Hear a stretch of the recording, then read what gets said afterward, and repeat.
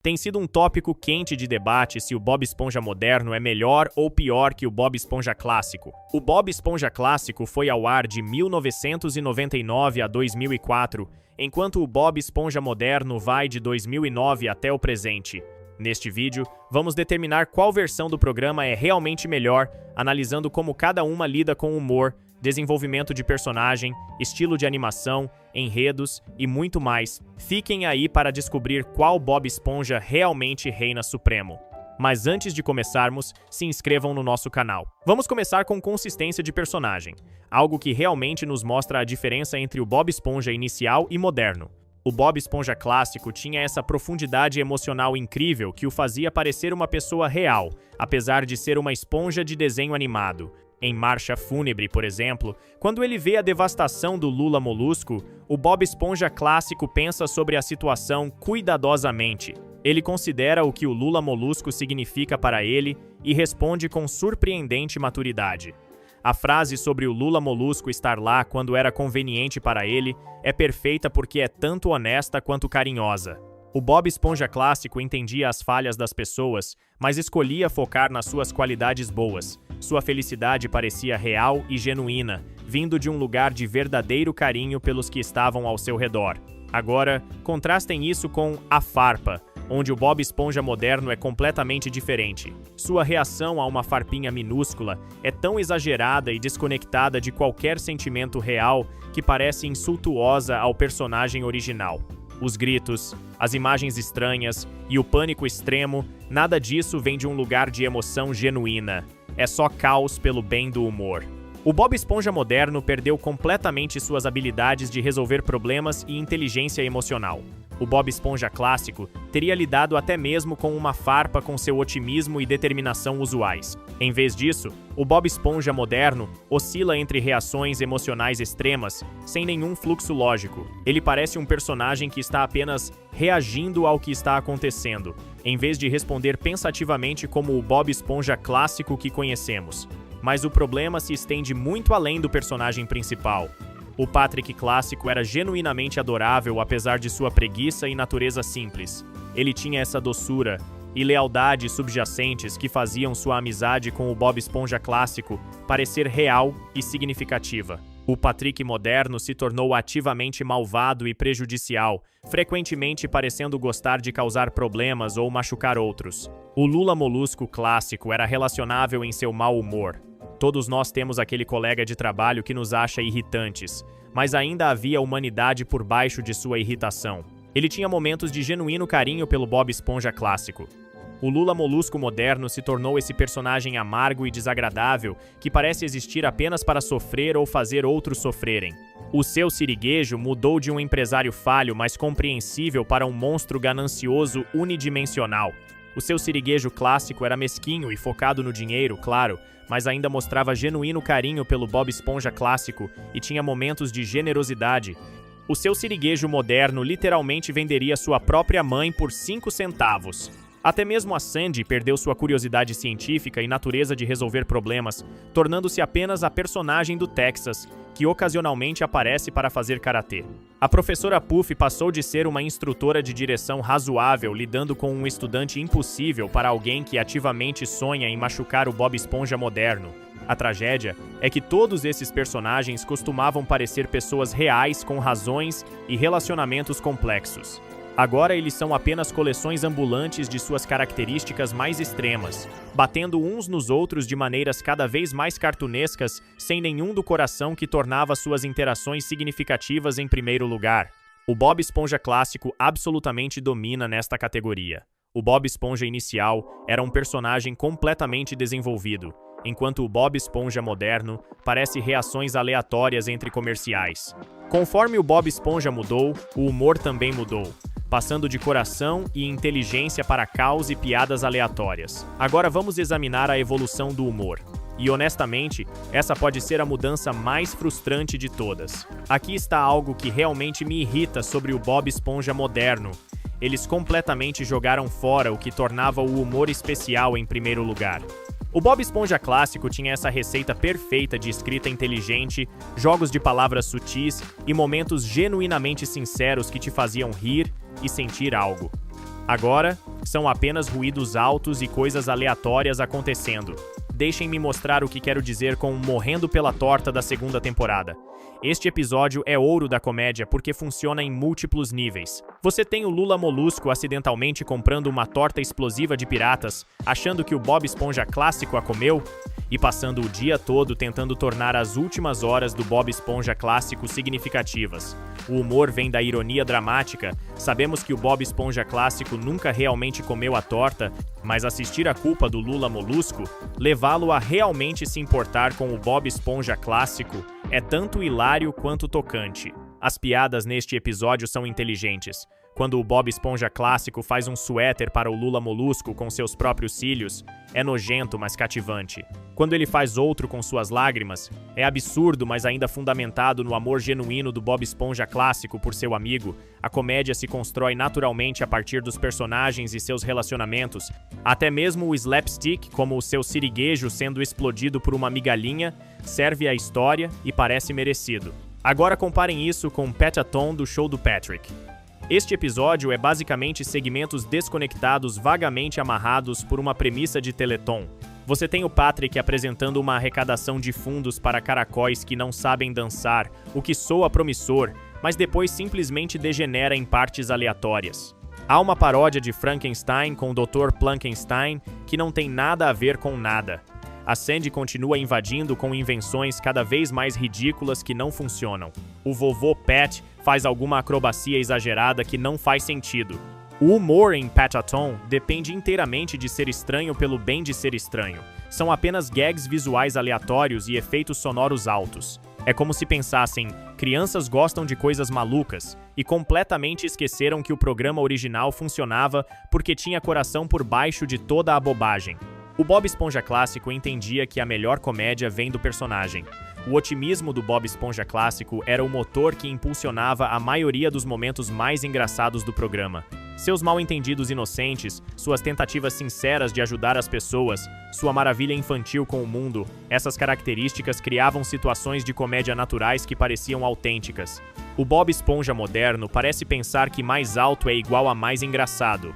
Em vez da ingenuidade doce do Bob Esponja clássico causando caos gentil, agora o Bob Esponja moderno está apenas gritando e fazendo coisas aleatórias. A sutileza se foi, os jogos de palavras se foram, os gags visuais inteligentes que adultos podiam apreciar junto com crianças também se foram. O Bob Esponja clássico leva essa facilmente.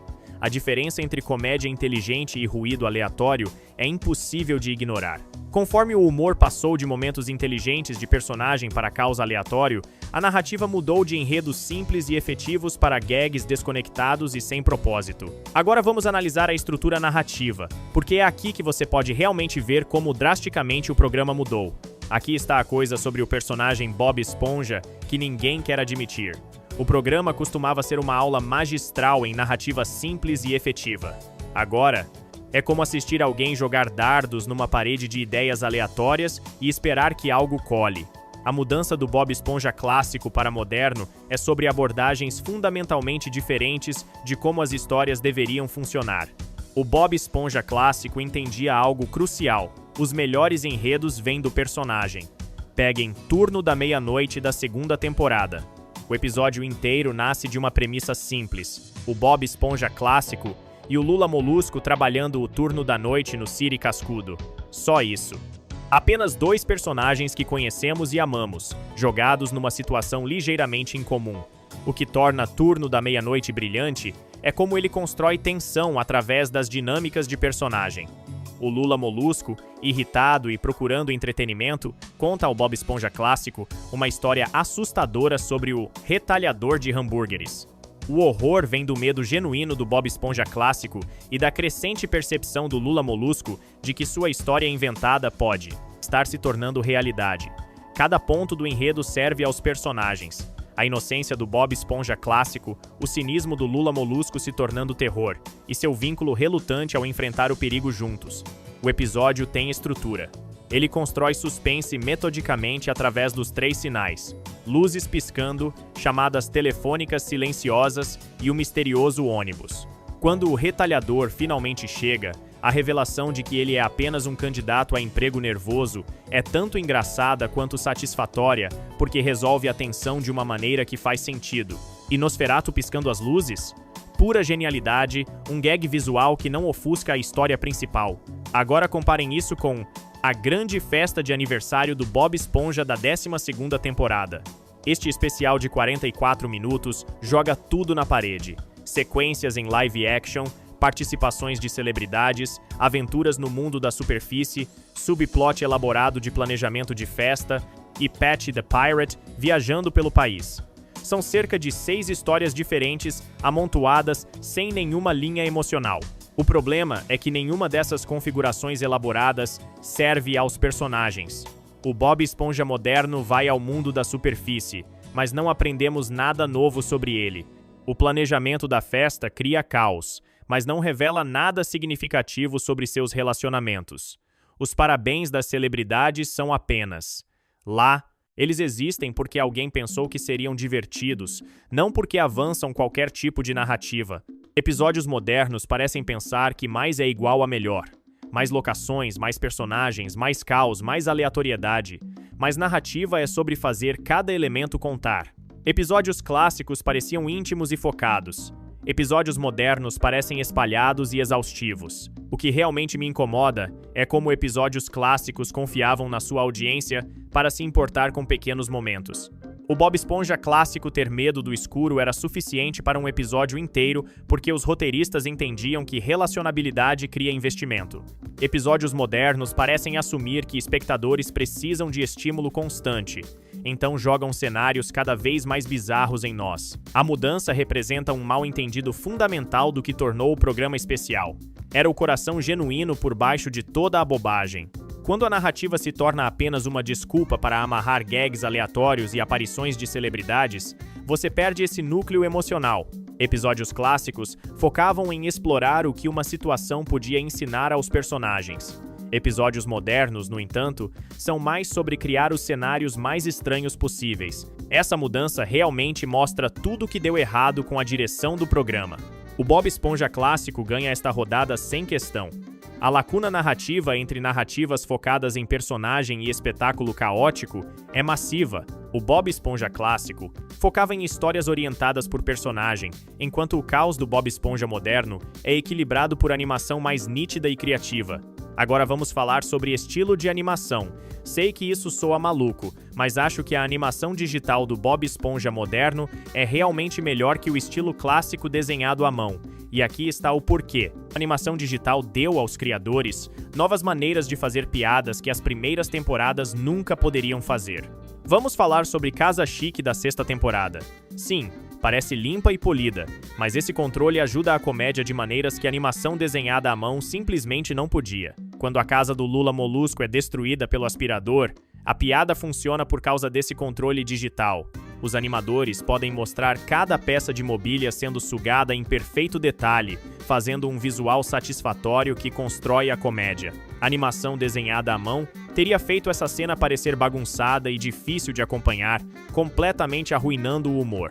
A aparência limpa de que críticos reclamam é realmente controle artístico. Episódios modernos podem fazer exatamente o visual que os criadores querem, em vez de esperar que um quadro desenhado à mão pareça certo.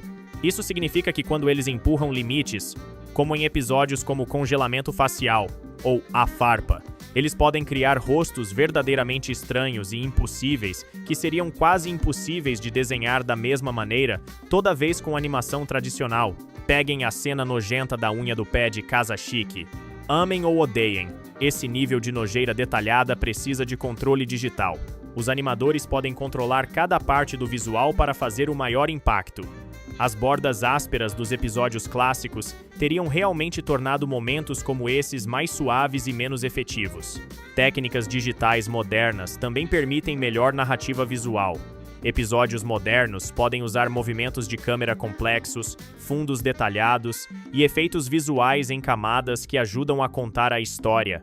Quando a imaginação do Bob Esponja moderno corre solta em episódios recentes, a animação pode realmente nos mostrar coisas impossíveis com clareza, que que faz as coisas estranhas parecerem ainda mais estranhas. Os acidentes felizes, que fãs da animação clássica amam, nem sempre eram bons. Às vezes eram apenas problemas. Quando a mão de um animador escorregava ou um quadro saía bamboleante, essa era apenas a realidade do meio. A animação moderna se livra desses problemas técnicos, permitindo que artistas sejam mais cuidadosos sobre quando e como quebram as regras. O que críticos chamam de animação desenhada por comitê é realmente o resultado de ter melhores ferramentas e mais controle.